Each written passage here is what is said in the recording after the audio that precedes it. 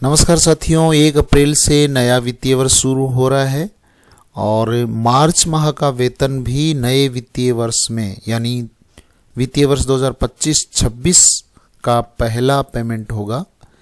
तो मार्च माह से ऐसे एम्प्लॉयज़ जिनका प्रोबेशन अभी कंप्लीट हुआ है और एसआई फर्स्ट डिक्लेरेशन फॉर्म भी उनके अभी भरा जाना है और मार्च माह के वेतन से उनका फर्स्ट जो डिडक्शन है एसआई का राज्य बीमा का वो होना है। इसके साथ ही ऐसे एम्प्लॉयज़ जो अपनी एसआई कटौती को बढ़ाना चाहते हैं तो वो भी मार्च के वेतन से बढ़ाने के लिए फर्दर डिक्लेरेशन फॉर्म भर सकते हैं। तो इसके बारे में एक सर्कुलर श्रीमान संयुक्त निदेशक राज्य बीमा एवं प्रावधायी निधि विभाग उदयपुर ग्रामीण ने निकाला है। तो उसमें बहुत सारी जानकारियाँ फर्स्ट डिक्लेरेशन और जो फर्दर डिक्लेरेशन है उसके बारे में दी गई है। तो आज के इस वीडियो में हम इस महत्वपूर्ण जानकारी को आपके साथ साझा करेंगे और मैं आपसे उम्मीद करूंगा कि आप जिनको पहले से इसके बारे में पता है वो भी एक बार इसको रिवाइज कर लें ताकि ये चीज़ें हैं वो अपने ध्यान में आ जाएं। तो सबसे पहले यहाँ पे राज्य बीमा प्रीमियम में प्रथम या अधिक कटौती करने पर प्रथम या अधिक घोषणा पत्र SIPF पोर्टल पर ऑनलाइन ये प्रतिवर्ष की भांति करना है। 1/4/2025 से प्रथम या अधिक कटौती करवाई जानी है और उन कार्मिकों से ऑनलाइन SIPF पोर्टल पर प्रथम या अधिक घोषणा पत्र भरवाने के पश्चात उक्त घोषणा पत्र से कटौती का मिलान करके ही मार्च माह के वेतन बिल को अग्रेषित करना है। यहाँ पे ये कहा गया है कि कार्मिक की बीमा कटौती होने पर प्रथम या अधिक घोषणा पत्र ऑनलाइन प्राप्त नहीं होने पर कार्मिक की बीमा जोखिम वहन नहीं की जाएगी, जिसकी समस्त जिम्मेदारी आहरण एवं वितरण अधिकारी की होगी। यानी फर्स्ट डिक्लेरेशन फॉर्म या फर्दर डिक्लेरेशन फॉर्म अगर कटौती बढ़ाई जा रही है तो फर्दर डिक्लेरेशन फॉर्म भरा जाना आवश्यक है और प्रथम कटौती की जा रही है तो फर्स्ट डिक्लेरेशन फॉर्म भरना जरूरी है। तो अब इसके बारे में कुछ बेसिक जानकारियां यहाँ पे साझा की जा रही है। SIPF पोर्टल क्या है?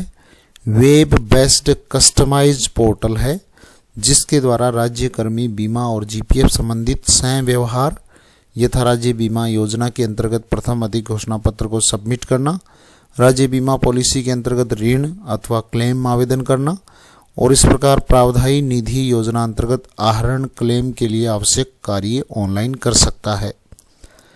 फर्स्ट डिक्लेरेशन फॉर्म कब भरना होता है? प्रोबेशन अवधि समाप्त होने के पश्चात आने वाले प्रथम मार्च माह में फर्स्ट डिक्लेरेशन फॉर्म भरा जाता है तथा मार्च माह के वेतन से ही राज्य बीमा की प्रथम कटौती की जाती है, क्योंकि मार्च का जो वेतन है वो नए वित्तीय वर्ष के जो शुरुआत में सबसे पहले मार्च का ही जो वेतन होता है वो होता है, जिसका भुगतान है वो अप्रैल में होता है। फर्दर डिक्लेरेशन फॉर्म कब भरना होता है? फर्दर डिक्लेरेशन फॉर्म मार्च माह में बीमेदार अपना प्रीमियम स्वेच्छा से बढ़ाता है तो फर्दर डिक्लेरेशन भरने की आवश्यकता है। परंतु यदि बीमेदार का मूल वेतन बढ़ने के कारण अथवा राज्य बीमा की प्रीमियम स्लैब में परिवर्तन के कारण बीमेदार का प्रीमियम बढ़ता है तो फर्दर डिक्लेरेशन भरने की आवश्यकता नहीं है।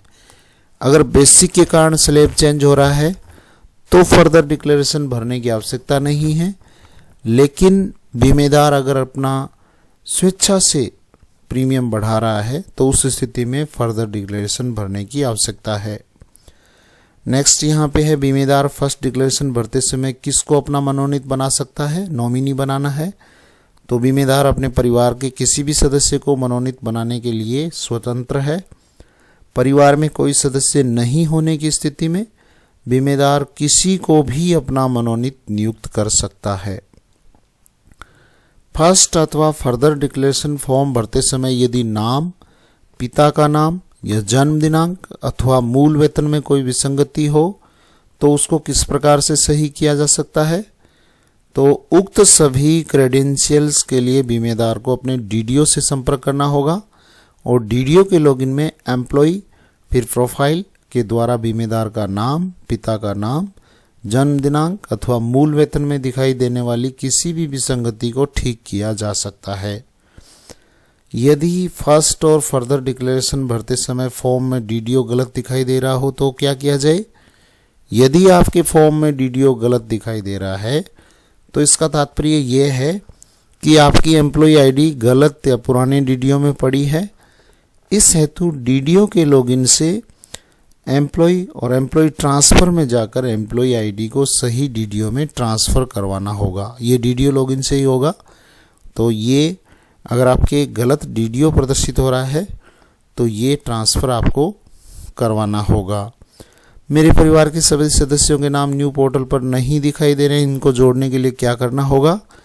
तो परिवार के सदस्यों के नाम जोड़ने की सुविधा कार्मिक को स्वयं के डैशबोर्ड पर दी गई है और डैशबोर्ड पर उपलब्ध ऐड फैमिली डिटेल्स के द्वारा कार्मिक अपने परिवार के सदस्यों के नाम जोड़ सकता है।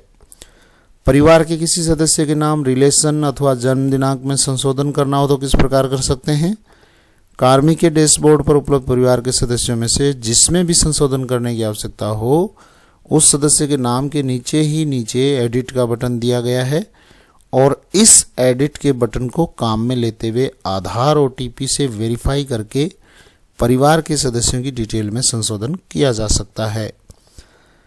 अगला प्रश्न है, मार्च 2025 में राज्य बीमा प्रीमियम की स्लैब क्या है और कर्मचारी राज्य बीमा प्रीमियम स्लैब में कितने स्टेप बढ़ा सकता है? तो ये जो नई स्लैब है, जब तक परिवर्तन नहीं हो तब तक ये स्लैब है वो अप्लाई रहेगी और परिवर्तन हो जाए तब वो नई अप्लाई होगी। अभी ये लागू है 1/4/2020 से, जिसमें 22,000 मूल वेतन तक 800 प्रीमियम है और ये 22,000 तक जिसका मूल वेतन है वो 1200 और 2200 यानी नेक्स्ट 2 स्टेप तक ले सकता है।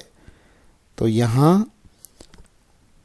ये 22,000 तक की बेसिक वाला 2200 प्रीमियम रख सकता है, 28,500 तक की प्रीमियम वाला 3,000 बेसिक ये प्रीमियम रख सकता है और ये 46,500 लास्ट जो बेसिक है जिसका वो 5,000 तक यहाँ पे प्रीमियम रख सकता है और 72,000 तक वाला ये 72,000 से ऊपर वाले ये 7,000 तक का मैक्सिमम प्रीमियम है वो यहाँ पे है। कर्मचारी अपने मूल वेतन की राज्य बीमा प्रीमियम से 2 स्टेप बढ़ाकर कटौती करा सकता है। जैसे किसी कर्मचारी का मूल वेतन 30,000 है तो 30,000 वाला इसमें आएगा 2200 में, तो इससे 2 स्टेप आगे 1 स्टेप 2 स्टेप, तो यहाँ 5,000 रुपये की कटौती है वो करवा सकता है। और चाहे तो वो नेक्स्ट 1 स्टेप पे भी यहाँ 3,000 की भी करवा सकता है। इसके पास 3 ऑप्शन है। मिनिमम उसको 2,200 रुपये की कटौती करवानी होगी, 1 स्टेप आगे ले तो 3,000 भी वो कटवा सकता है और मैक्सिमम 2 स्टेप आगे ले सकता है वो, यानी 5,000 की कटौती करवा सकता है। फर्स्ट डिक्लेरेशन फॉर्म भरते समय कौन कौन सी बातों का ध्यान रखें? फर्स्ट डिक्लेरेशन फॉर्म भरते समय रिस्क ऑफ ईयर ऑप्शन में उसी वर्ष को सेलेक्ट करें जिस वर्ष के मार्च महीने के वेतन बिल से कटौती की गई है। प्रथम कटौती घोषणा पत्र भरते समय प्रीमियम ऑप्शन में वही प्रीमियम सेलेक्ट करें जितनी कटौती मार्च महीने के वेतन बिल से कटौती की गई है। और किसी कर्मचारी का स्थायीकरण 3/3/2025 को हो रहा है लेकिन स्थायीकरण का ऑर्डर नहीं आया है, तो ऐसे में कर्मचारी द्वारा प्रथम घोषणा पत्र कब भरा जाएगा?